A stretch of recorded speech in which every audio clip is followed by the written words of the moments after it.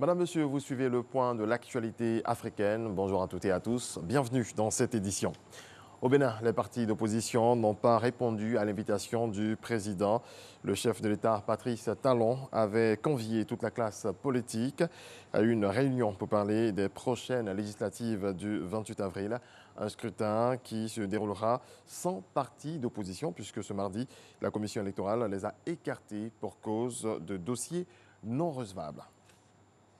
Le président de la République centrafricaine, Faustin Archange Touadéra, lors d'une visite au Vatican, a confirmé qu'il s'en tenait à l'accord de paix conclu par son pays au lendemain du rejet du nouveau gouvernement par plusieurs milices.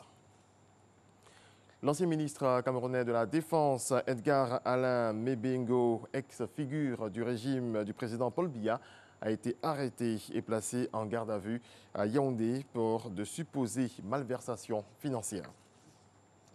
En Afrique du Sud, un tribunal condamne deux agriculteurs blancs à des peines de 23 et 18 ans de prison pour le meurtre d'un adolescent noir de 15 ans soupçonné d'avoir volé des tournesols dans une zone rurale reculée du nord-ouest du pays. L'école malienne est paralysée. Des milliers d'enseignants du cycle fondamental et du secondaire ont préparé à une marche de protestation hier dans plusieurs villes du pays, dont la capitale Bamako. Ils réclament entre autres des primes de logement et de documentation.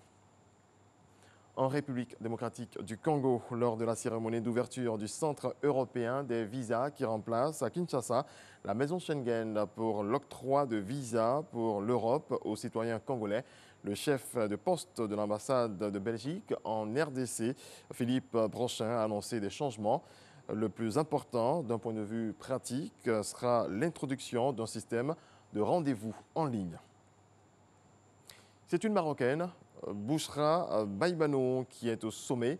L'alpiniste amateur mais chevronné a gravi le mont Vinson en Antarctique. Elle est devenue la première Marocaine à avoir atteint les 7 plus hauts sommets des 7 continents. Voilà qui marque la fin de ce coup d'œil sur l'actualité africaine. Merci à toutes et à tous de votre attention. Je serai de retour à 7 heures.